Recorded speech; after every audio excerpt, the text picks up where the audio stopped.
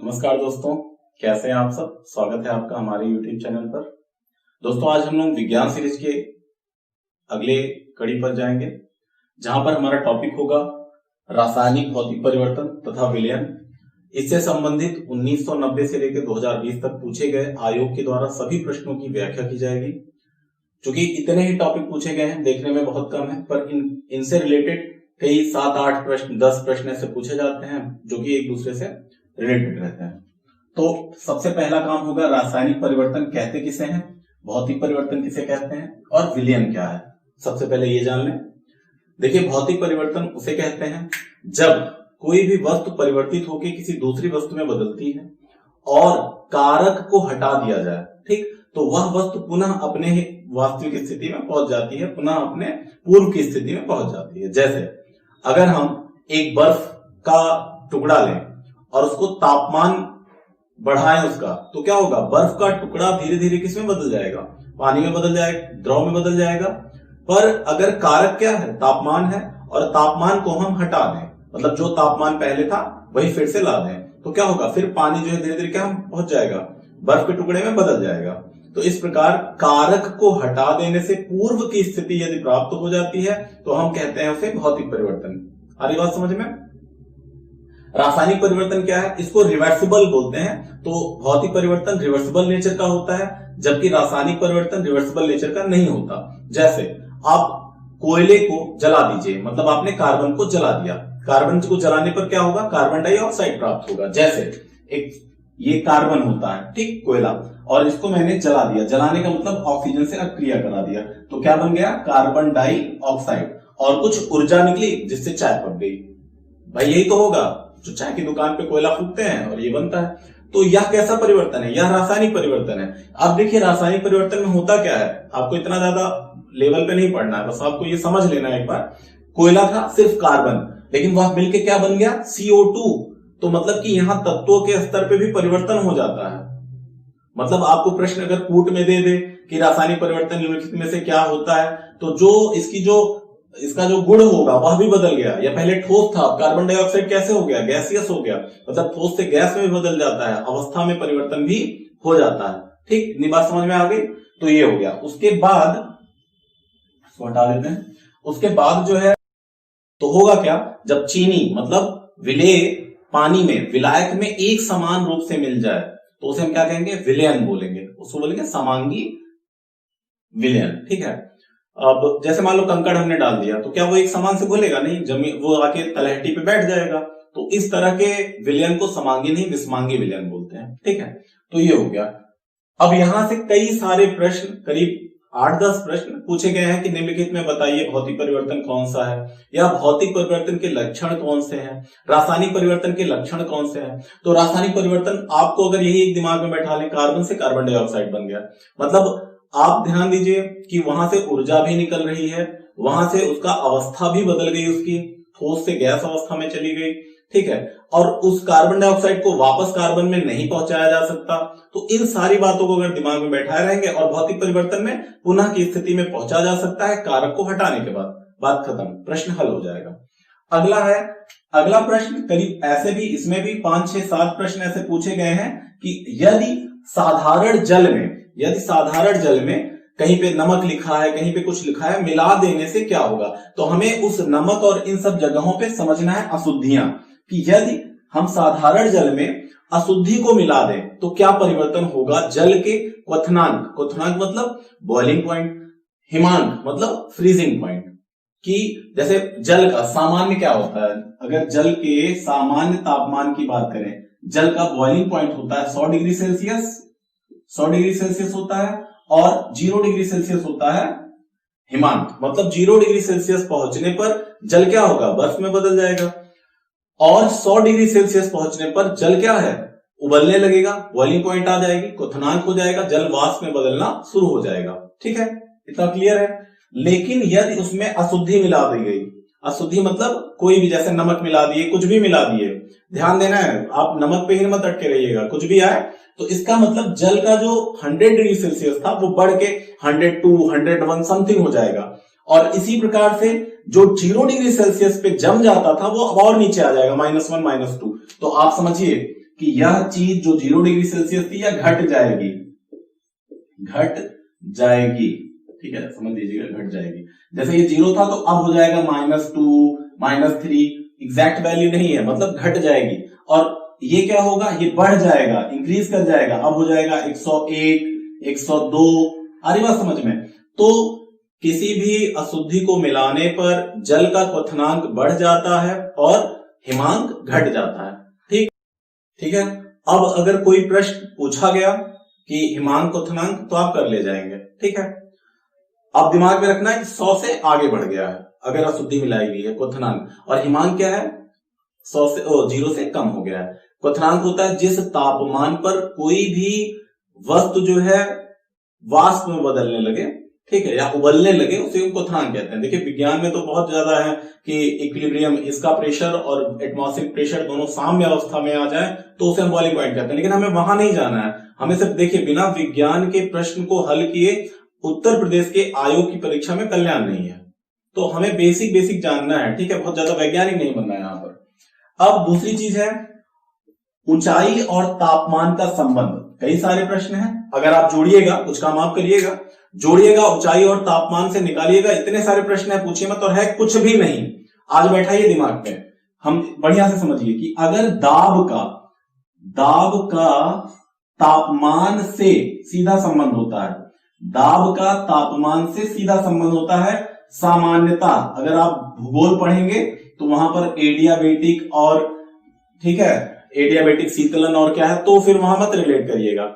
यहां हमें सिर्फ विज्ञान में सीधे सीधे देखना है कि दाब का तापमान के साथ कैसा संबंध है, सीधा। तो हमने क्या कहा कि दाब का तापमान के साथ सीधा संबंध है। तो अधिकतर प्रश्न यह आता है कि पहाड़ों पर रहने वाले व्यक्तियों ने खाना पकाया, या खाना पकाने में क्यों असुविधा होती है, या उनका तापमान क्या होता है, कम होता है कि ज्यादा होता है, कितने तापमान पर उबलते हैं, तो सारी चीजें अभी यहां पे क्लियर करते हैं। देखिए आप समझे कि ये हमारा सतह है, जमीन है, ठीक, और यहां पर मान लो ऐसे एक पहाड़ भी है, ठीक, ये एक पहाड़ है। तो आप समझिए जरा सा, और ये मान लेते हैं वायुमंडल की सीमा यहां तक है, ठीक, इसके बाद वैक्यूम है, निर्वात है, क्योंकि सब जानते हैं एक सीमा के बाद वायुमंडल समाप्त हो जाता है, बिल्कुल निर्वात रहता है, वैक्यूम रहता है, वहां पर कुछ भी नहीं रहता, ठीक है। तो आप देखिए यहां पर, यहां से यहां तक अगर हम इस वाली लाइन को समुद्र तल मान ले, क्योंकि जो मानक पढ़ाई हम लोग करते हैं वो समुद्र तल ही करते हैं कि समुद्र तल से कोई भी तल ऊंचा है या नीचा है। जैसे आप ऊंचा ही होगा, क्योंकि आप जब भी कभी रेलवे स्टेशन पे ध्यान दीजिए तो एक पीले पीले बोर्ड पे लिखा रहता है Sultanpur junction, Allahabad junction, Prayagraj junction, Faizabad, Jaipur, Rajasthan, Ernakulam, कहीं का भी, दिल्ली, तो वहां पर नीचे दिखेगा समुद्र तल से इतना मीटर ऊंचा या इतना जो भी, तो समुद्र तल हम लोग मानक मानते हैं। तो आप समझिए कि यहां से यहां तक इस स्थान पर जो प्रेशर होता है वो होता है 1 atm, इसको बोलते हैं 1 atm प्रेशर, एटीएम वो वाला नहीं, एटमॉस्फेरिक प्रेशर 1 atm।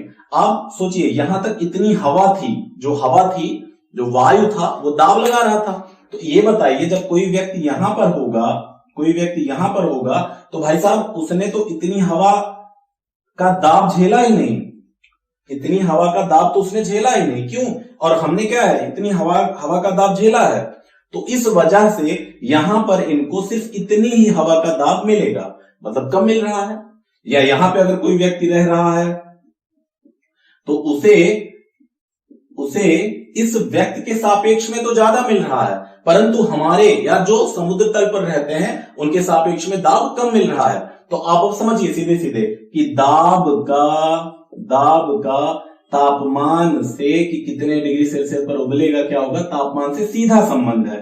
दाब का तापमान से सीधा संबंध होता है कि अगर दाब बढ़ेगा तो तापमान बढ़ जाएगा, ठीक है। यहां पर दाब अधिक था तो मतलब हमारा जो खाना था या पानी का उबलना था वो 100 डिग्री सेल्सियस पे हो जाता था, पर यहां पर दाब कम हुआ तो जो उबलना था वो भी कम हो जाएगा, सीधा संबंध। दाब कम तो ताप भी कम, यहां दाब और कम तो ताप और कम। आप बताइए आपके ऊपर 100 डिग्री सेल्सियस का उबलता हुआ पानी डाल दिया जाए तो क्या होगा, जल जाएंगे। यहां पर आए तो 90 या 80 तो कम जलेंगे, यहां आए पता चला 50 तो और कम जलेंगे, जलन तो होगी ही। पर खाने के साथ ही देखिए, यहां वाला खाना पक गया, यहां वाला खाना 90 डिग्री सेल्सियस था, अध पका हुआ, यहां वाला पक ही नहीं रहा है, जुटे हैं उसको उबालने में, पक ही नहीं रहा। तो इस जगह पर प्रेशर कुकर की बहुत आवश्यकता होती है। प्रेशर कुकर, तो ये भी प्रश्न आता है, इसको भी देख लेते हैं। कुकर, प्रेशर कुकर, ठीक। अब प्रेशर कुकर में क्या होता है, प्रेशर कुकर को हमने बंद कर दिया ऊपर के ढक्कन लगा के, तो जब पानी उबल रहा है वहां से, तो उसका जो भाप बन रहा है वो अंदर इकट्ठा हो रहा है, तो वहां क्या बढ़ने लगा, वहां दाब बढ़ने लगा। इस प्रेशर कुकर के अंदर दाब जो है बढ़ने लगा है, ठीक। अब मैंने कहा था दाब का ताप से क्या है, सीधा संबंध है। अब प्रेशर कुकर के अंदर जब दाब बढ़ने लगा तो उसका तापमान भी बढ़ने लगा, और इस बढ़े हुए तापमान की वजह से अब जो है जो 100 डिग्री सेल्सियस पे उबलता था वो चीज 110, 120 इस तरह उबलने लगता है। तो आप समझिए, आप किसी वस्तु के ऊपर या किसी भी पकने वाले भोज्य पदार्थ के ऊपर जब 120 डिग्री सेल्सियस का तापमान मिलेगा तो वो जल्दी पक जाएगा, ठीक है। तो ये सारी बातें होती हैं ऊंचाई का तापमान से संबंध। तो ऊंचाई जब बढ़ेगी तो दाब कम हो जाएगा। ये चीज आपको दिमाग में बैठाना है, ये फिगर आपको दिमाग में बैठाना है, कॉपी पे नोट कर लीजिए इसको। जीवन में कभी भी ऊंचाई, प्रेशर कुकर और खाना पकना वकना का कोई झंझट ही नहीं, सब क्लियर हो जाएगा, ठीक। खाना आसानी से पकेगा, ठीक है। अगला हम लोग देखेंगे ऊर्ध्वपातन। ऊर्ध्वपातन को इंग्लिश में बोलते हैं सब्लिमेशन, ठीक है। यह ऐसी प्रक्रिया है दोस्तों जहां पर कोई भी ठोस वस्तु को यदि गर्म किया जाता है तो नॉर्मली क्या होता है, सामान्य स्थिति, हम लोग उत्पादन की बात ना करें तो सामान्य स्थिति में क्या होता है, कोई ठोस वस्तु यदि गर्म की जाए तो जल में बदलती है या द्रव में बदलती है, और द्रव से क्या होता है, वाष्प में बदल जाती है। उदाहरण ले लें हम किसका, बर्फ का। तो बर्फ क्या है, पहले ठोस है, गर्म किया गया, जल में परिवर्तित हुआ, द्रव में परिवर्तित हुआ। द्रव और जल अलग है, द्रव एक अवस्था है और जल सिर्फ जल की बात है जहां पर H2O की बात की जाती है। जैसे हमारा वनस्पति घी होता है, ये सैनिटाइजर है, ये सब द्रव अवस्था है। लेकिन कुछ लोग जल और द्रव को मिला देते हैं, बहुत कम लोग, तो उनके लिए भी ये बात थी। तो ठोस को क्या किए, गर्म किए तो वह द्रव में आया, और द्रव को गर्म किए तो वाष्प में चेंज हो गया। लेकिन जो सब्लिमेशन है, ऊर्ध्वपातन है, वहां पर क्या होता है, ठोस वस्तुएं बिना द्रव में आए गैस में परिवर्तित हो जाती हैं। तो ऊर्ध्वपातन में आप लिख सकते हो बिल्कुल ऐसे कि ठोस सीधे परिवर्तित हो जाता है वाष्प में, ठीक है, या गैस में। तो इस तरह के जो परिवर्तन होते हैं उन्हें हम लोग क्या कहते हैं, उन्हें हम लोग कहते हैं ऊर्ध्वपातन। इसके कुछ उदाहरण हैं। अब ऊर्ध्वपातन हो गया, सब्लिमेशन हो गया। इस प्रक्रिया के बारे में पूछेंगे, निम्नलिखित प्रक्रिया को क्या कहते हैं, 4 ऑप्शन देंगे, कूट देंगे, आप आसानी से चुन सकते हो। उदाहरण बहुत जरूरी है क्योंकि उदाहरण बहुत पूछते हैं इसमें। तो सबसे पहले एक कपूर है। कपूर भी डायरेक्ट जो है, कपूर सब जानते हैं, पूजा पाठ में प्रयोग किया जाता है। कपूर सीधे ठोस से गैस में परिवर्तित हो जाता है। ऐसे ही नैप्थलीन होता है। नैप्थलीन बॉल भी द्रव में बदले सीधे गैस में बदल जाता है। नैप्थलीन आप लोग जो हम लोग के वॉशरूम्स होते हैं तो वॉशरूम में इसका प्रयोग किया जाता है। जो व्हाइट बॉल होता है, जो स्मेल ना आने के लिए प्रयोग किया जाता है। ऐसे ही शुष्क बर्फ होता है। तो एक प्रश्न यहाँ ये भी बन सकता है, शुष्क बर्फ है क्या, सॉलिड CO2, ठोस CO2, ठोस कार्बन डाइऑक्साइड को शुष्क बर्फ कहा जाता है, और यह सीधे ठोस से किस में बदल जाता है, गैस में बदल जाता है। इस वजह से लोग कहते हैं कि जहां पे अगर शुष्क बर्फ है तो उससे इंसान गीला नहीं होता है। सीधी सी बात है, क्योंकि जब शुष्क बर्फ होगा, अगर उससे चेंज होगा तापमान, मान लो हमारे शरीर का जाता है, हमारे शरीर पे उससे रब किया गया, तो क्या होगा, वह सीधे चेंज हो जाएगा गैस में, लिक्विड बनेगा ही नहीं। इस वजह से कोई दिक्कत नहीं है। एक और एग्जाम्पल बचता है दोस्तों, तो ये हो गया कपूर हो गया, नैप्थलीन हो गया, शुष्क बर्फ हो गया, और एक होता है अमोनियम क्लोराइड। वहां छोटा सा लिखा है अमोनियम क्लोराइड, NH4Cl, ठीक है, NH4Cl। ये हो गया नौसादर, NH4Cl, अमोनियम क्लोराइड। इसका नाम दोस्तों हिंदी में बोलते हैं हम लोग नौसादर। तो अमूमन इतने ही प्रश्न पूछते हैं कूट में कि निम्नलिखित में से ऊर्ध्वपातन किन में होता है या किन समूहों में ऊर्ध्वपातन पाया जाता है। तो आप उदाहरण याद कर, ठीक है दोस्तों, ये सारे उदाहरण थे किसके, ऊर्ध्वपातन के, कि ऊर्ध्वपातन किन किन पदार्थों में या इन सब समूहों में होता है, ठीक है। अगला है हमारा पास्चुराइजेशन। देखिए दोस्तों, पास्चुराइजेशन एक प्रक्रिया है। यह एक फ्रांसीसी वैज्ञानिक थे जिनका नाम था लुईस पास्चर, उनके नाम पर दिया गया। इसमें किसी भी कीटाणुओं को, जैसे जो किसी पदार्थ को सुरक्षित रखने का कुछ समय तक के लिए एक प्रक्रिया है, उन्होंने क्या किया, उन्होंने किसी भी पदार्थ को 145 से 150, आप कह सकते हो लगभग 150 डिग्री फ़ारेनहाइट तक, डिग्री फ़ारेनहाइट, डिग्री सेल्सियस नहीं, डिग्री फ़ारेनहाइट, डिग्री फ़ारेनहाइट, हम बता देंगे डिग्री सेल्सियस और डिग्री फ़ारेनहाइट कैसे चेंज होता है। तो इतना डिग्री फ़ारेनहाइट तक लगभग आधे घंटे तक इसको गर्म किया जाता है। इसके पश्चात इसको अचानक ठंडा किया जाता है, डायरेक्ट सडन कोल्ड, अचानक ठंडा किया जाता है और तापमान पहुंचा दिया जाता है लगभग 50 डिग्री फ़ारेनहाइट। इस प्रक्रिया को बोलते हैं पास्चराइजेशन। किसके नाम पर? लुईस पास्चर, फ्रांसीसी वैज्ञानिक के नाम पर यह नाम रखा गया। ठीक है, लुई आता है तो लगभग वही होते हैं, लुई 14 में और क्या क्या। ठीक है, तो ये सारी चीजें हो गई। इसको इससे करके हम दूध वगैरह को, जो हम दूध में पैकेट में देखते हैं पास्चराइज्ड मिल्क, तो यही प्रक्रिया उसके साथ की जाती है। तो जरा सा इसे मिटाल के एक बार हम डिग्री फ़ारेनहाइट को डिग्री सेल्सियस में चेंज करना दिखाते हैं आपको।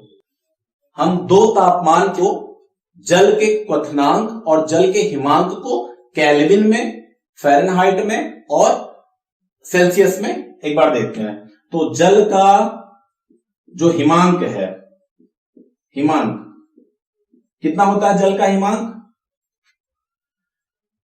जल का हिमांक कितना होता है? 0 डिग्री सेल्सियस। 0 degree Celsius. अगर हम 0 डिग्री सेल्सियस में 273 जोड़ दें, 273.15, लेकिन नॉर्मली 273 ही कहते हैं, जोड़ दें, तो हमारा जो डिग्री सेल्सियस है वह केल्विन में चेंज हो जाएगा, जो कि एसआई मात्रक है तापमान का। तो ये बन जाएगा 0 में 273 जोड़े 273.15 केल्विन। मान लो प्रश्न पूछ लिया, डिग्री केल्विन नहीं लिखते, सिर्फ केल्विन। मान लो पूछ लिया जल का हिमांक क्या है, आपको याद है 0 डिग्री सेल्सियस, और ऑप्शन दिया है 273, 373, 473, 573, तो हो जाएगा 273 केल्विन। ऐसे ही जल का क्वथनांक, जल का क्वथनांक, तो यहां पर देखिए, यहां पर होता है 100 डिग्री सेल्सियस, 100 डिग्री सेल्सियस, और हमने कहा कि बस कुछ नहीं करना है, 273.15 जोड़ना है, जो आएगा तो 273 में 100 जोड़ेंगे तो आ जाएगा 373.15 केल्विन। ये तो केल्विन में बदल लिया हमने, लेकिन अगर फ़ारेनहाइट में बदलना है, जैसे हमारे शरीर का बुखार जो नापते हैं वो फ़ारेनहाइट में, अमूमन फ़ारेनहाइट में नापते हैं, 104 1 डिग्री सेल्सियस होता तो क्या हाल होता। तो अब देखिए यहां पर, जैसे अगर हम 0 डिग्री सेल्सियस को फ़ारेनहाइट, ये तो आपका बन गया कि डिग्री सेल्सियस और केल्विन का संबंध, डिग्री सेल्सियस और केल्विन का संबंध। अब हम लोग डिग्री सेल्सियस का डिग्री फ़ारेनहाइट से संबंध देखते हैं। ठीक, नोट कर लीजिएगा, थोड़ा इंपॉर्टेंट है। इंपॉर्टेंट इसलिए कि जैसे कहीं बात हो या कुछ हो तो ये जानकारी होनी चाहिए।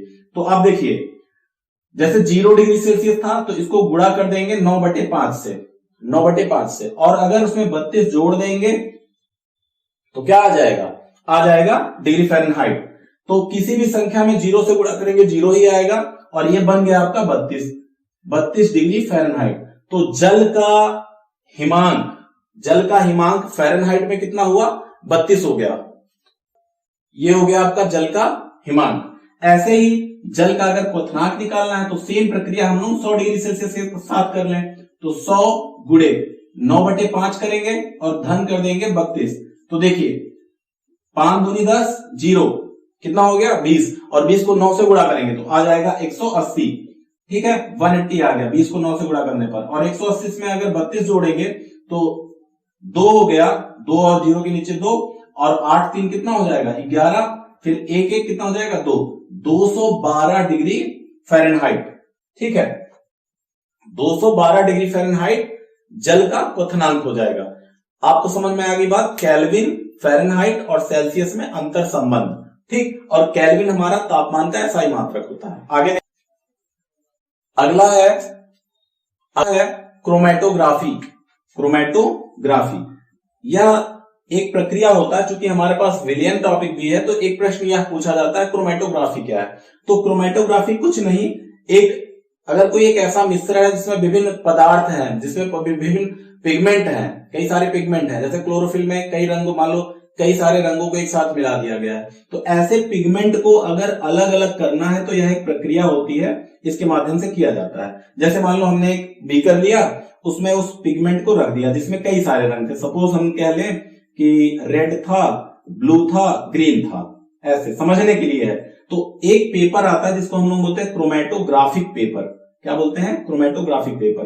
बिल्कुल व्हाइट पेपर होता है, इतना पतला से जैसे मैंने यहां बनाया है। इस पेपर को उस स्ट्रिप में, उस पिगमेंट में डाल देते हैं, और इस पेपर में जो जितने पिगमेंट होंगे ऐसे अलग अलग दूरी पे अलग अलग बन जाएंगे। जैसे यहां तक का कलर मान लो ब्लू हो गया, ठीक, फिर यहां तक का कलर हो गया रेड, फिर यहां तक का कलर हो गया ग्रीन। तो इस प्रकार हम देख सकते हैं कि यह जो पिगमेंट था जो हमने बीकर में लिया था वह कितने रंगों का मिश्रण था। आ रही बात समझ में? तो इस प्रकार से हम कह सकते हैं क्रोमेटोग्राफी प्रक्रिया किसी भी मिश्रण में जितने हमारे जो मिले हुए हैं अवयव उनको अलग अलग करने की एक प्रक्रिया है। ठीक है, तो यदि वीडियो पसंद आया हो तो इसे ज्यादा से ज्यादा लाइक करें, शेयर करें, सब्सक्राइब करें और जल्द मिलते हैं अगले विज्ञान के अगले वीडियो में। ध्यान रहे कि विज्ञान के प्रश्न करीब 30 से 40 पूछे जाते हैं। जब तक इसकी अच्छी समझ नहीं होगी तब तक अच्छे अंक पाना मुश्किल है। धन्यवाद।